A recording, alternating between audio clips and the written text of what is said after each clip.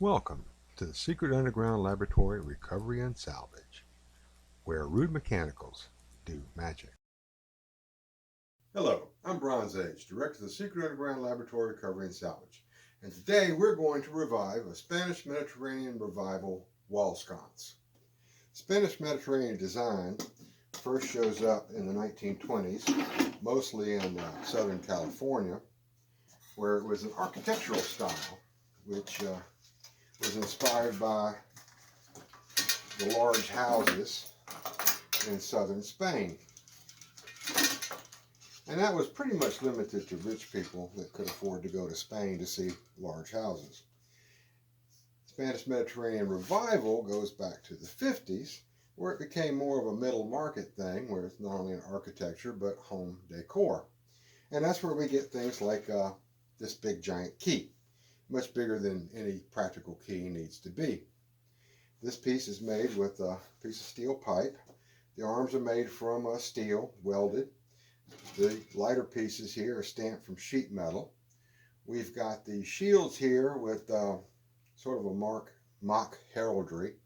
No noble person ever carried a shield that looked anything like this. And what we have to do today is put it back into 21st century condition. Now that comes up with a common problem in lamp repair and lamp rewiring. There are two basic types of lamps, sort of a line down the middle that you can draw. And on one side, and it's the biggest group of them, is the commercially made lamps. These are lamps that are designed by engineers. They're put together in a factory that was set up by an engineer, and they are, for the most part, whatever time period they were built in, relatively safe to operate and use. Because commercially made lamps are made by big corporations, and they have a lot at risk if they were to electrocute someone or set their house on fire. On the other side, we have the artist and the artisan type lamps. And these are made by people basically working as a craft. Artists tend to make one particular lamp of their design and move on to another one. Artisans tend to make a lot of the same lamp. So I imagine there were probably several hundred, maybe several thousand of these made at the same time in the same little shop, which I think was probably in Mexico. And this particular lamp here commits just about every crime against lamphood that can possibly be made. And we have to correct all of that, put this back into a 21st century house with no danger of killing anyone or burning their house down. Starting at the bottom, it's wired with a regular lamp cord, non-polarized, which puts it before the mid-70s, which is obvious all the way around. And then there was a switch, which has rusted and fallen apart. I think that was long after it was taken down off the wall, probably left in a basement or something where it was damp, especially down on the floor. And that resulted in this damage.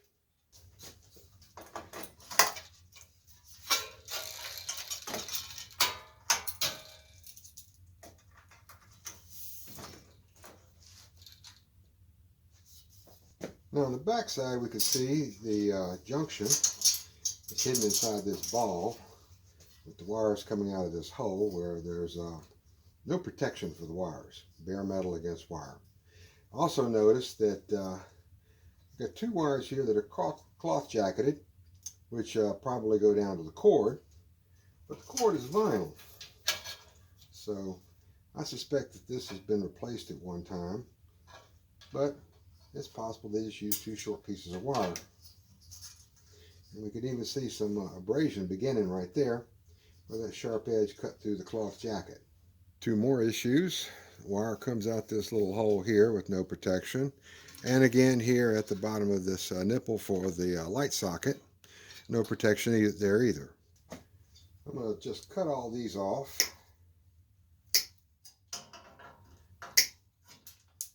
And see if we can pull all of this out.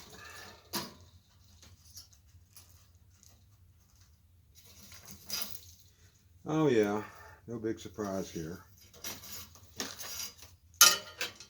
Where we have the infamous twisted wire connection with just electrical tape on it.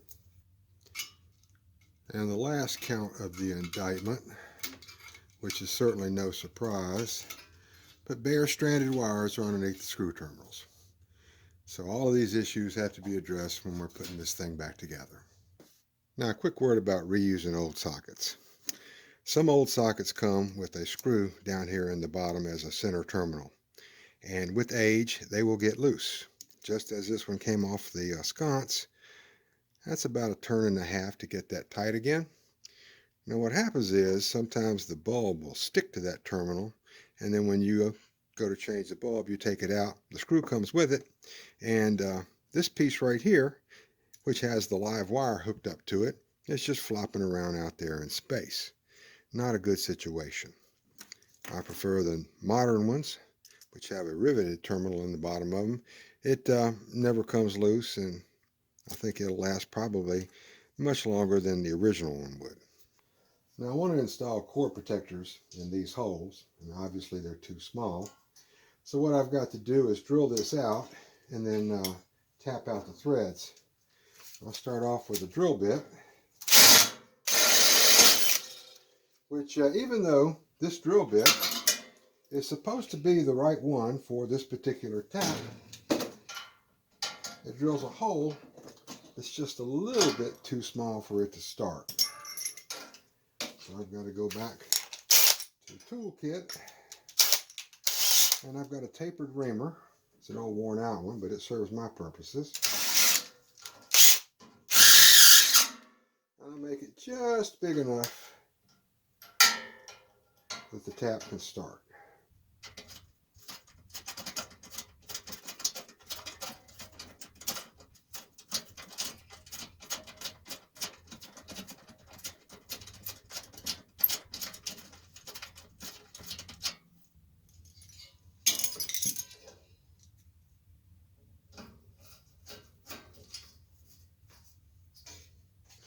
The National Electrical Code prohibits putting stranded wire underneath screw terminals because when you tighten them down, they just splay out and they get loose. In order for it to remain tight, you've got to have a single wire. And that's a problem because most wiring used in lighting is stranded. So the solution is to put a drop of solder on the tip of each wire, and that makes all these multi-stranded wires into one wire. It only takes just a little bit because you want the wire to remain flexible so you can wrap it tightly around the screw. Now another important detail is all wiring made for lamps, this double wire like this, has one side the insulation is smooth and the other side has ridges. Now that's important because the smooth side has to go underneath the brass colored screw. The ridge side will go underneath the silver colored screw. It's like this in all light sockets intended for use in North America. That's our standard and just the way it's done. And it's tightened down in a clockwise fashion so that it pulls the wire under the screw instead of pushing it out as you tighten it down. Now getting the smooth wire on the brass and the ridge wire on the silver is really more important in table lamps, which have a switch in the socket. But it's good practice to keep it that way all the way around. And again, that's the code. Follow the code and you will avoid a lot of problems. Now I don't usually install the wires before I install the socket, but in the case of these little stubby sockets like this, sometimes you've got lamp parts that make it difficult to get to the screws. Plus, the wire is hanging loose, so when I turn this, I'm not going to be twisting the wire. You never want to install a socket where you have to twist the wires to put it on. So I start with a cord protector down here on the bottom, and a little bit of blue thread lock on the socket threads itself.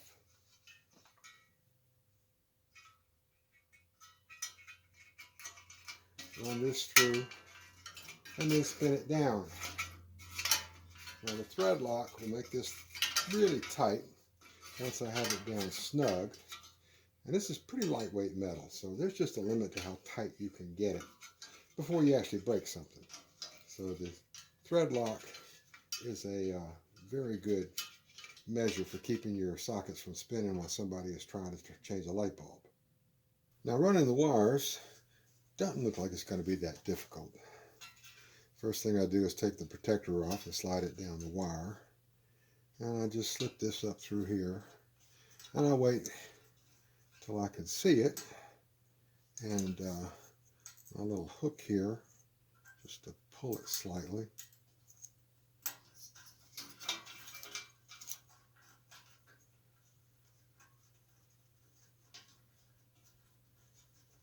Get this back in place.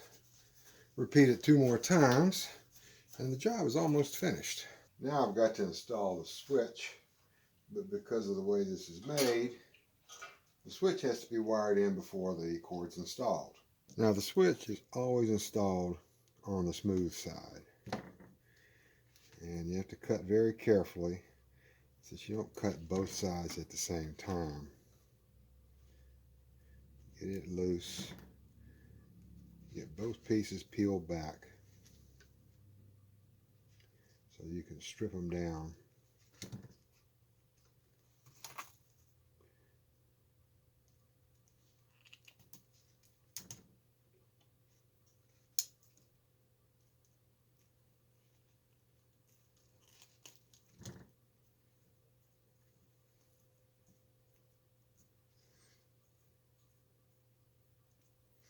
Now I'm going to be covering these connections up with shrink tubing. So just so I don't forget it, I'm going to go ahead and slip it down on the switch before I start making the connections. Because it's pretty frustrating to have it all put together and then realize you left this part off.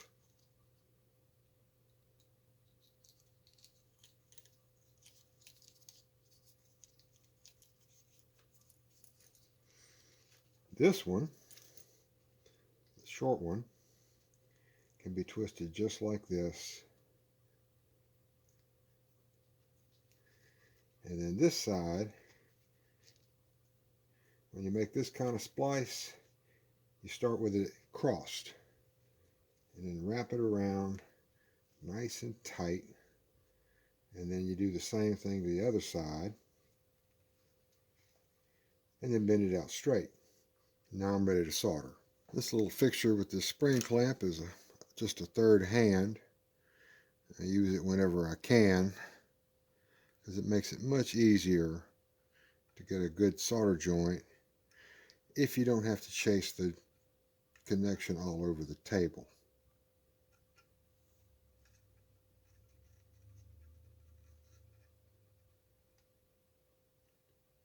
And you hold on there long enough to make sure you've got the solder penetrated through the wires. Let it cool a little bit. Make sure you don't have any barbs or points sticking out.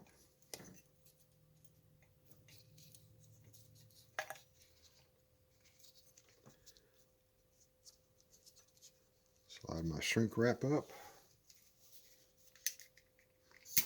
Hit it with a little heat.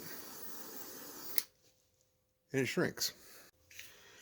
And now, just to make it easier to pull all this stuff up through the lamp pipe, I put a bigger piece over all of it and shrink it down. And now I'm ready to install the whole thing, and this job will be finished. Now this is too long a piece to pull up a pipe, plus with 3 wires already sticking out this hole, really not much chance of being able to grab it and pull it through. So what I'm going to do in this case, I have a piece of wire. It's fairly stiff, but when you bend it, it holds its shape. Now I'm going to push it down all the way to the bottom here. Now I take a pick and punch a hole between the wires and stick my fishing wire through it and wrap it up a small piece of tape so that reduces the chance of it getting snagged on the way up.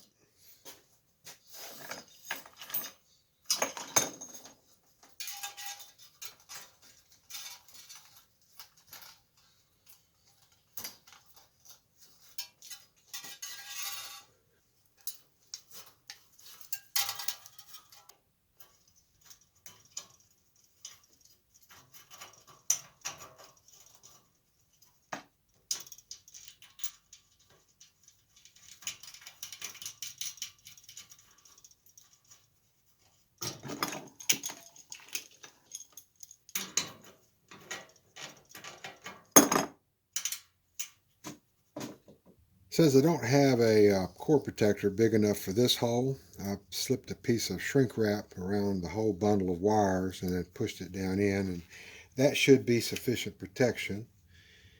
Then each of the smooth wires is stripped back and connected to all the other smooth wires. Same for the ridged wires. And now I'm soldering the connections. In the Secret Underground Laboratory, all connections are soldered. We don't use wire nuts, and we certainly don't just twist the wires and wrap them in tape. And when I'm done here, ensure that I've got the solder soaked all the way through to both sides. I'll wrap these in shrink wrap and stick them down in here, and this job is done.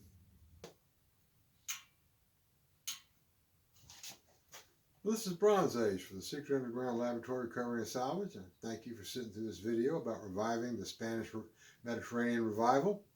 And really appreciate it if you would like to subscribe. Any comments, questions, everything is answered, and I welcome them. And again, thank you for watching.